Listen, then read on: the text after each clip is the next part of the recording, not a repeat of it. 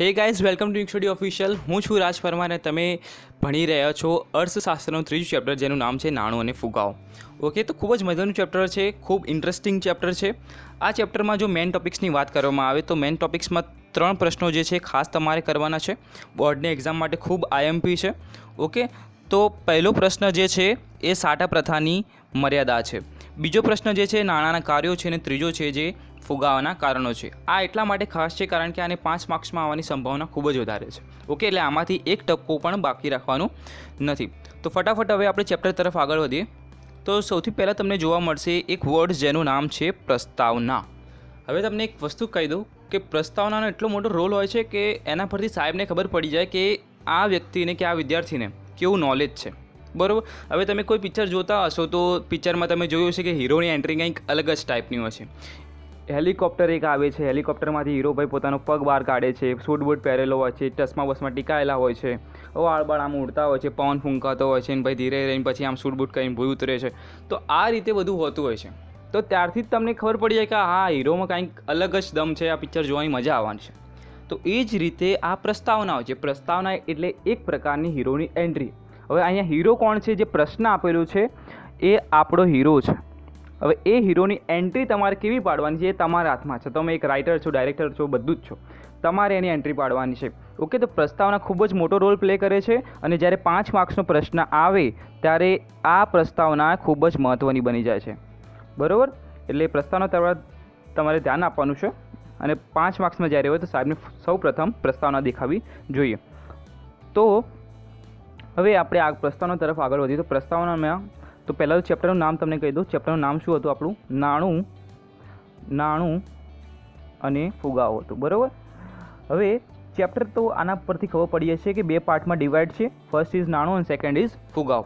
તો નાણું શું છે તમને ખ્યાલ છે કે નાણું એટલે એક પ્રકારના પૈસા કે રૂપિયા જે છે એ નાણું છે. ઓકે, તો આ બરાબર છે. But what the mean of ફુગાવો? ફુગાવાનો મતલબ શું થાય છે? તો ફુગાવાનો મતલબ તમારે જાણવા માટે મારી ચેનલને સબસ્ક્રાઈબ કરવી પડશે, પ્લસ બેલ આઇકન પણ દબાવવું પડશે. કારણ કે આ ફુગાવાનો મતલબ જે છે હું નેક્સ્ટ વિડીયોમાં બતાવવાનો છું. જો તમે સબસ્ક્રાઈબ કરી લેશો ચેનલ તો તમને નોટિફિકેશન મળશે અને પ્લસ ત્યારે જ તમે એ મતલબ સમજી શકો છો. ઓકે, તો અત્યારે આપણે નાણાં પર ફોકસ કરવાના છીએ. તો ફટાફટ શરૂ કરીએ આપણે. તો તમામ આર્થિક પ્રવૃત્તિના કેન્દ્ર સ્થાને શું છે? નાણું છે. તમામ આર્થિક પ્રવૃત્તિના કેન્દ્ર સ્થાને નાણું છે. એટલે કે કોઈ પણ તમે આર્થિક પ્રવૃત્તિ કરો છો, આર્થિક પ્રવૃત્તિ યાની કે કંઈ પણ વસ્તુ લેવા જાઓ છો, ખરીદવા જાઓ છો, વેચવા જાઓ છો, કંઈ પણ કરવા જાઓ છો, ત્યારે તમારી જોડે શું હોવું જોઈએ? નાણું હોવું જોઈએ. તો આર્થિક પ્રવૃત્તિના કેન્દ્ર સ્થાને શું છે? નાણું છે. પછી નાણું એક વિનિમયનું માધ્યમ છે. અહીં તમને એક વર્ડ જોવા મળતો હશે, વિનિમય. વિનિમયનું મતલબ તમને સમજાવી દઉં કે જે વસ્તુને તમે આપ લે કરો છો એને શું કહેવામાં આવે છે? વિનિમય કહેવામાં આવે છે. ઓકે, ટૂંકમાં આપ લેને આપણે શું કહીએ છીએ? વિનિમય કહીએ છીએ. હવે તમે કંઈ પણ વસ્તુને આપ લે કરો છો તો કોના દ્વારા કરો છો? કોના માધ્યમથી કરો છો?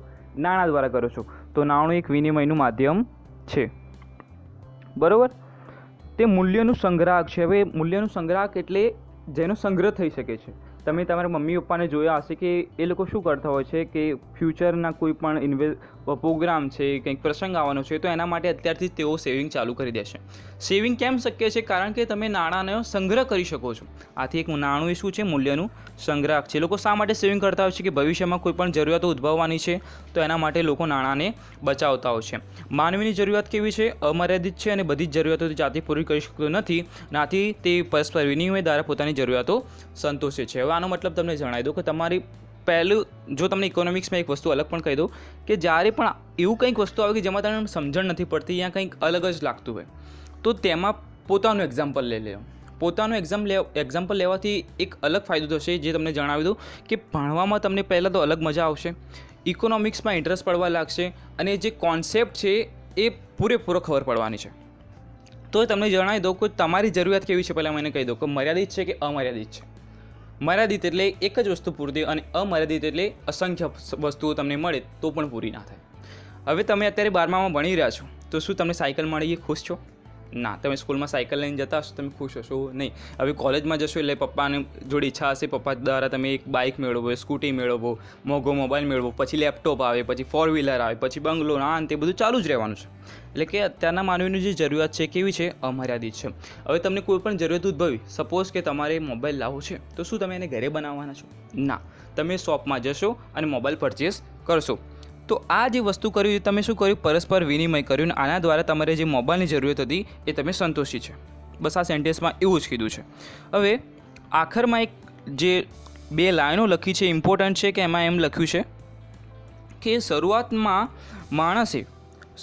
માણસે પોતાની જે વસ્તુ અને સેવા અન્યને આપીને પોતાની જરૂરિયાતની વસ્તુ કે સેવા મેળવવાનો પ્રયત્ન કર્યો, જેને આપણે સાટા પ્રથા કે વિનિમય પ્રથા દ્વારા ઓળખીએ છીએ. હવે તમે ઇતિહાસમાં જાઓ એટલે તમે વિચાર કરો કે જ્યારથી શું ભારતનો ઉદ્ભવ થયો છે, ભારતનો નકશો જ્યારથી આવ્યો છે, યા ભારત જ્યારથી બન્યું છે ત્યારથી નાણું ઉદ્ભવ થયું છે, કે નાણું આવી ગયું છે, કે લોકો કંઈ પણ વસ્તુ ખરીદવા હશે નાણું લઈને જતા હશે. વિચાર કરો એના પર. શું તમને લાગે છે કે લોકો નાણું લઈને જતા હશે પહેલાંના સમયમાં? જો તમારો જવાબ હા હશે તો હું સાચું રીઝન આપી દઉં કે પહેલાંના સમયમાં એવું હતું નહીં. સપોઝ તમારે કંઈક જરૂરિયાત હતી ને મારે કંઈક જરૂરિયાત હતી, તો મારી જોડે જે વસ્તુ હતી હું તમને આપતો, અને તમારી જોડે જે વસ્તુ હતી મને આપતા, અને આ રીતે લોકો પોતપોતાની જરૂરિયાતો સંતોષતા હતા, અને જેને આપણે સાટા પ્રથા કે વિનિમય પ્રથાના નામથી ઓળખીએ છીએ. ઓકે, એક્ઝામમાં પૂછાઈ શકે છે કે સાટા પ્રથાનું બીજું નામ શું છે, કે વિનિમય પ્રથા અથવા તો વસ્તુ વિનિમય પ્રથા પણ તેને ઓળખવામાં આવે છે. ઓકે, હવે સાટા પ્રથાનો અર્થ અને મર્યાદા તરફ આગળ વધીએ, કે સાટા પ્રથાનો રિયલ મતલબ શું થાય છે એનો. તો વસ્તુ કે સેવાના બદલામાં અન્ય વસ્તુ કે સેવા મેળવવાની પ્રથા એટલે સાટા પ્રથા. વસ્તુ કે સેવાના બદલામાં અન્ય વસ્તુ કે સેવા મેળવવાની પ્રથા એટલે સાટા પ્રથા કે વસ્તુ વિનિમય પ્રથા. જે મેં તમને અત્યારે જ એક્ઝામ્પલ આપ્યું એ એક્ઝામ્પલ અહીંયા લખેલું છે, વર્ડ્સમાં લખેલું છે, જે વ્યાખ્યા છે તમારે ખાસ યાદ રાખવાની છે. શરૂઆતના સમયમાં માણસોની જરૂરિયાત કેવી હતી? મર્યાદિત હતી, અને આના કારણે સાટા પ્રથા દ્વારા લોકો પોતાની વિવિધ જરૂરિયાતો સંતોષતા હતા. મીન્સ કે તમે અત્યારે તમારા દાદા કે પરદાદાના સમયમાં તમે જોઈ શકો, અથવા પહેલાંના લોકોના જમાનામાં તમે સાંભળ્યું હશે એવું, કે એ લોકોનું જીવન કેવું હતું? સાદું જીવન અને ઉચ્ચ વિચારવાળું હતું. મીન્સ કે રોટી, કપડાં અને મકાન મળી ગયું તો બસ આપણું જીવન બરોબર છે, સેટ છે. એવું એ લોકો નહોતા ઈચ્છતા કે બહુ બધી ઈચ્છાઓ મારી પૂરી થાય. ભગવાને જે આપ્યું છે એમાં ખુશ હતા એ લોકો. અને આથી કરીને શું હતું કે એમની જરૂરિયાત મર્યાદિત હોવાને કારણે આ સાટા પ્રથા ટકી રહી હતી. તો હવે તમને પ્રશ્ન થયો હશે કે સાટા પ્રથા આટલી ટકી રહી હતી તો શું કામ નાણાંનો વિકાસ કરવામાં, શું કામ નાણાંનો ઉદ્ભવ કરવામાં આવ્યો? એ પ્રશ્નનો તમને જવાબ મળશે. થોડી પેશન્સ રાખશો, જવાબ મળવાનો જ છે. લેક્ચરમાં બન્યા રહેજો તો જવાબ મળી જશે. હવે અહીંયા એક એક્ઝામ્પલ લખ્યું છે કે સાટા પ્રથા કેવી રીતના ચાલતી હતી. કે ખેડૂત ઘઉં ઉગાડીને કુંભાર પાસેથી શું કરતો હતો? ખેડૂત ઘઉં ઉગાડીને મોચી પાસેથી ચપ્પલ મેળવતો હતો, કુંભાર પાસેથી માટલા મેળવતો હતો, અને આ રીતે પોતાની જરૂરિયાત સંતોષતો હતો. ઓકે, અને પરંતુ શું થયું કે વિવિધ જરૂરિયાતો વધતા, વસ્તી વધતા, લોકો ઔદ્યોગિકરણ, શહેરીકરણ, શ્રમ વિભાજન, વિશિષ્ટીકરણને કારણે આ સાટર પ્રથા કે બની મર્યાદાવાળી બની. જરૂરિયાતો લોકોને વધવા લાગી. જેમ જેમ આપણા જેવી પેઢી આવતી જઈ, બહુ ખતરનાક મર્યાદિત જરૂરિયાતો ત્યારે છે જ નહીં, બધાની અમાર્યાદિત જરૂરિયાતો. તો આ લોકોના કારણે શું થયું કે જે સાટા પ્રથા હતી એ મર્યાદાવાળી બનવા લાગી.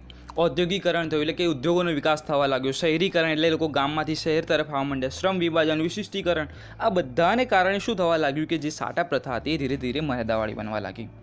ઓકે, તો હવે નેક્સ્ટ પ્રશ્ન શું હશે તમને ખ્યાલ આવી ગયો હશે કે અર્થ તો આપણને ખબર પડી. હવે જવાના છીએ આપણે મર્યાદા તરફ આપણે જઈએ તો પહેલી મર્યાદાનું નામ જે છે એ છે જરૂરિયાતોનો પરસ્પર મેળ બેસાડવાની સમસ્યા. કે લોકો પોતપોતાની જરૂરિયાતોનો પરસ્પર મેળ બેસવો જોઈએ એની એક સમસ્યા હતી. કેવી સમસ્યા હતી આપણે જોઈશું. તો હવે જુઓ, તમને એક અહીંયા પિક્ચર જોવા મળતું હશે. એ પિક્ચરમાં તમે જોતા હશો કે એક માનવ જોડે કેળું છે અને એક બીજા માનવ જોડે ભેંસ છે. હવે એ કેળું ઓલા વ્યક્તિને આપે છે અને ઓલો ભેંસ પેલાને આપે છે, બરાબર? એટલે કેળા અને ભેંસ દ્વારા પોતાના વિનિમય થાય છે. તો કેવી રીતના શક્ય છે? આનો ફોટો મૂકવાનું કારણ શું છે તમને જણાવીશ. ઓકે, હવે જો અહીંયા રિટર્ન જે વસ્તુ લખી છે એના પર ધ્યાન આપણે ફોકસ કરીએ તો કે લખ્યું છે માણસની વિવિધ જરૂરિયાતો વધતા સાટા પ્રથા કેવી બની? મર્યાદાવાળી બની. કારણ કે હવે શું થયું કે જેની પાસે ચોખા હતા તેને કાપડની જરૂર હતી, પરંતુ જેની પાસે કાપડ હતું તેને કાપડના બદલામાં ચોખા નહીં પરંતુ ઘીની જરૂર હતી. આ શું લખ્યું છે? કાપડ, ઘી, કાપડ. હવે તમને મેં તમને કીધું છે કે ઇકોનોમિક્સમાં પોતાનું એક્ઝામ્પલ લઈ લેવાનું તો મજા આવશે. તમારું એક્ઝામ્પલ લો. હવે તમારી જોડે ચોખા છે હવે તમારે એક સારા કપડાં પહેરવાની ઈચ્છા થઈ છે, તો મમ્મીને તમે કીધું કે મમ્મી મારે એક સારા કપડાં લેવા છે, તો મમ્મી કીધું સિમ્પલી કે લે આ ચોખા લેતો જા અને એ કપડાવાળા દુકાનથી આટલા મીટર કાપડ તું લેતો હોય. હવે તમે કાપડવાળા દુકાને ગયા છો, હવે પ્રોબ્લેમ ત્યાં નથી, તમે એમ કીધું કે લો આ ચોખા અને મને આટલા મીટર કાપડ આપી દો. હવે પ્રોબ્લેમ આવે છે એ સાંભળજો કે કાપડવાળાએ તમને મોઢા પર ના પાડી દીધી કે ના ભાઈ મારે નથી આપવું.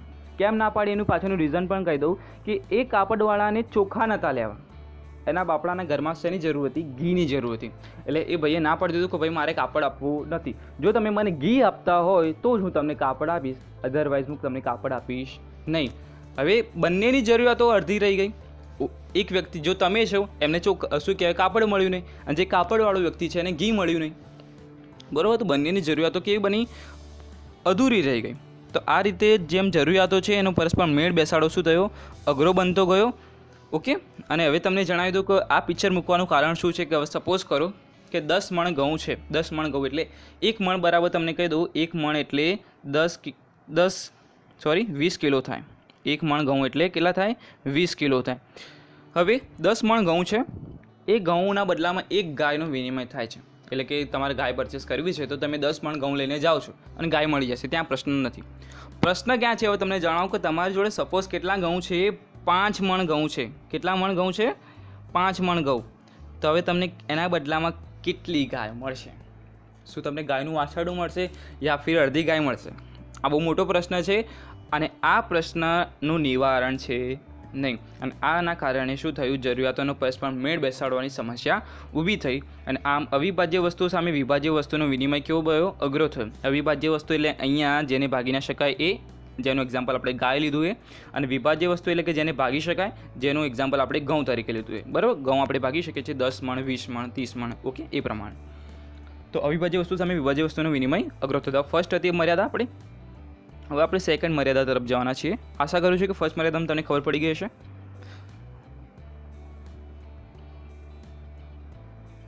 ઓકે. તો સેકન્ડ મર્યાદાનું નામ છે મૂલ્યના સંગ્રહની મુશ્કેલી. તમે અત્યારે જોયું હશે, મેં સ્ટાર્ટિંગમાં જ તમને કહી દીધું કે તમારા મમ્મી પપ્પાને તમને સેવિંગ કરતા જોયા હશે, તમે સેવિંગ કરતા હશો, તમારા મમ્મી પપ્પા સેવિંગ કરતા હશે. પરંતુ જો પહેલાંના સમયની વાત કરવામાં આવે તો ત્યાં તો નાણું હતું જ નહીં. ત્યાં શું હતું? પહેલાં વસ્તુ સામે વસ્તુ હતી. તો ત્યાં કેવી રીતના સેવિંગ થતું હશે? પ્રશ્ન ઉદ્ભવ્યો કે નહીં? સેવિંગ કરવું છે તો કેવી રીતના કરવું? હવે જે ખેડૂત છે, હવે તમે જ ખેડૂત છો એવું એક્ઝામ્પલ લઈ લો. તમે ઘઉં ઉગાડ્યા છે, ને હવે તમારે એમ લાગ્યું કે ફ્યુચરમાં કંઈ પ્રસંગ આવવાનો છે, મામેરવાનું કંઈ પણ આવવાનું છે, તો હવે અત્યારથી જ હું સેવિંગ કેવી રીતના કરીશ? હવે ખેડૂત જે છે, જે તમે છો, તમે ઘઉં ઉગાડો છો, ઘઉં ઉગાડીને સ્વ વપરાશ માટે રાખો છો અને બાકીનાનું વસ્તુની આપલે કરીને તમે ગુજરાન કરો છો. હવે તમારે સેવિંગ કરવી છે તો તમે એક જ વસ્તુ છે કે તમે ઘઉંને બચાવીને રાખો. પરંતુ શું ઘઉંને બચાવી રાખવા એટલા સહેલા છે? ના. શું ઘઉંમાં શું પડી શકે છે? જીવાત પડી શકે છે, ઘઉં બગડી શકે છે, તો બધું જ મહેનત માથે પડી શકે છે. અને આના કારણે જે મૂલ્યના સંગ્રહની મુશ્કેલી બહુ મોટી આવી પડી. હવે એ જ વસ્તુ અહીંયા રિટર્નમાં લખેલું છે, રિટર્નમાં જોઈ લઈએ. જો ઉત્પાદન કરેલી વસ્તુ કેવી હોવાથી નાશવંત, એટલે કે જેનો તરત નાશ થઈ જતો હોય. ઉત્પાદન કરેલી વસ્તુ નાશવંત હોવાથી તત્કાળ તેના બદલામાં વસ્તુ કે સેવા મેળવી લેવી જોઈએ. બાકી ઉત્પાદનને લાંબો સમય સાચવવું ખૂબ જ અઘરું બનતું. હવે એક્ઝામ્પલ લખ્યું છે, જે મેં તમને આપ્યું એ જ લખ્યું છે કે ખેડૂત ઘઉંના બદલામાં તત્કાળ વસ્તુ કે સેવા મેળવી શકે, પરંતુ જો તેને ભવિષ્યમાં વસ્તુ કે સેવાની આવશ્યકતા જણાય તો એ ઘઉંને સાચવવા કેવી રીતના? ઓકે. તો એ પ્રશ્ન હતો. તો આ થઈ ગઈ એક સેકન્ડ મર્યાદા કે સેવિંગ કેવી રીતના કરવું, બરાબર. તો આ હતી એક સેકન્ડ મર્યાદા. હવે લાસ્ટ મર્યાદા વધી છે, ઓકે. ને પછી લેક્ચર પૂરો ને તમારા ખાતામાં 5 માર્ક્સ જમા થઈ જશે જો તમે આને રિવિઝન કર્યું તો, બરાબર. ઓકે, ચલો સ્ટાર્ટ કરીએ. હવે ત્રીજો જે પ્રશ્ન છે એ તમને જોવા મળતો હશે, જેનું નામ છે મૂલ્યના માપવાની મુશ્કેલી. આ ત્રીજું એક મર્યાદા છે. હવે તમને જણાવી દઉં કે તમે અત્યારે બજારમાં જાઓ છો, કંઈ પણ વસ્તુ પરચેસ કરવા જાઓ છો, તો તમને શું એની પ્રાઇસ ખબર છે? યસ, ખબર છે. કેમ? કારણ કે એની પાછળ પ્રાઇસ લખેલી જ હોય છે. તમે સાબુ પરચેસ કરવા ગયા, સાબુની પાછળ પ્રાઇસ લખેલી હોય છે, દૂધની પાછળ પ્રાઇસ લખેલી હોય છે. ઇન શોર્ટ દરેકની વસ્તુની પાછળ તેની પ્રાઇસ લખેલી હોય છે, બરાબર. હવે કપડાની વાત થાય તો હવે એ દુકાનદારને માલુમ હોય છે, ઓકે. એટલે ટૂંકમાં કિંમતોનું તંત્ર કામ કરે છે, બરાબર. એટલે પહેલાંથી જ કોઈ બી વસ્તુની કિંમત નક્કી હોય છે. પરંતુ હવે તમે પાછા ઇતિહાસમાં જાઓ. ઇતિહાસમાં શું વસ્તુ સામે વસ્તુ હતી? હવે ઘઉં સામે ચોખા કેટલા હશે એ ખબર કેવી રીતના પડે? ઘઉં સામે કાપડ કેટલું હશે? ઘઉં સામે ઘી કેટલું હશે? આ બધું યાદ રાખવું કેટલું મુશ્કેલ છે, તમે યાદ થોડું વિચારો તો મજા આવશે, બરાબર. હવે એ જ એક્ઝામ્પલ અહીંયા લખ્યું છે કે એક વસ્તુ સામે અનેક વસ્તુના વિનિમય દરને નક્કી કરવો તેમજ યાદ રાખવો કેવું છે, મુશ્કેલ છે. સરસ એક્ઝામ્પલ અહીંયા આપેલું છે, તમે જોશો તો મજા આવવાની છે. અહીંયા કે જુઓ કે 1 મણ ઘઉં બરાબર 10 મીટર કાપડ છે, તમે યાદ રાખી લીધું, બરાબર છે. તમે ઘઉં ઉગાડો છો, 1 મણ ઘઉં 10 મીટર કાપડ છે, 1 મણ ઘઉં તો 2 મણ ચોખા છે, 1 મણ ઘઉં તો 2 કિલો ઘી છે. આ ત્રણમાં કોઈ પ્રોબ્લેમ નથી, તો પ્રોબ્લેમ ક્યાં છે? તો આ ઘઉં સામે અલગ અલગ વસ્તુઓ હતી તો તમે યાદ રાખી હતી, પરંતુ હવે જો ઘીને સામે આપણે લઈએ વસ્તુઓ તો કઈ રીતે વિનિમય થશે? ઓકે, હવે સપોઝ જોઈ લો કે ઘી 1 કિલો ઘી એટલે કેટલું કાપડ, 1 કિલો ઘી એટલે કેટલા ચોખા, આ નક્કી કરવું મુશ્કેલ બન્યું. મીન્સ કે ઘઉં સામે તો કાપડ યાદ રાખી લીધું, ઘઉં સામે તો ચોખા યાદ રાખી લીધા, ઘઉં સામે કિલો ઘી યાદ રાખી લીધું, 2 કિલો ઘી યાદ રાખી લીધું, આ યાદ રાખી લીધું, પરંતુ હવે ઘી સામે કેટલા ચોખા અને કેટલું કાપડ મળશે, આ યાદ રાખવું ખૂબ જ મુશ્કેલ હતું. અને આમ આ જે વિનિમય પ્રથા હતા એનો અંત આવ્યો અને પછી ધીરે ધીરે નાણાંની શોધ થઈ, બરાબર. અહીંયા તમે જોતા હશો કે ઘઉંનું ઉત્પાદન કરવામાં આવ્યું છે, પરંતુ એ ઘઉં સામે અલગ અલગ વસ્તુઓ છે, કેટલી યાદ રાખવી એની નક્કી કરવું બહુ જ અઘરું છે, બરાબર. તો આના કારણે સાડા પ્રથા જે છે એ મર્યાદાવાળી બની. અને હવે નેક્સ્ટ લેક્ચર્સમાં તમને જણાવી દઉં કે આપણે નાણાંનો ઉદ્ભવ કેવી રીતના થયો. યસ, મેં તમને આના ડાયરેક્ટ તમને કહી દીધું કે સાડા પ્રથા પછી નાણાંનો ઉદ્ભવ થયો, એવું નથી, ધીરે ધીરે થયો છે. એ કેવી રીતના થયું છે એના માટે મારે ચેનલને સબસ્ક્રાઈબ કરવી પડશે, પ્લસ બેલ આઇકન દબાવવું પડશે. અને હવે જ્યારે તમે આ ચેપ્ટર મીન્સ કે આ પ્રશ્નને વાંચશો સાડા પ્રથાની મર્યાદા, તો હવે તમને એક અલગ ફિલિંગ આવશે કે આ તો પ્રશ્ન મને આવડે જ છે. અને જ્યારે એવું ફિલિંગ થાય તો પ્લીઝ આ રાજ સાહેબને યાદ કરતો કે હા કે યુટ્યુબમાં મેં યુનિક સ્ટડી ઓફિશિયલ પર આ વિડીયો જોયો હતો અને જેના કારણે મને હવે લાગ્યું છે કે આ તો મને આવડે જ છે, બરાબર. તો ખાસ વિનંતી છે કે તમે રિવિઝન કરજો અને તમારા 12થમાં માર્ક્સ ખૂબ જ સારા આવવાના છે. ખૂબ જ પોઝિટિવ રહેજો અને ખૂબ જ હાર્ડવર્ક અને સ્માર્ટ વર્ક કરવાનું છે. તો મળીએ નેક્સ્ટ લેક્ચરમાં, ત્યાં સુધી જલસા કરો અને બાય બાય.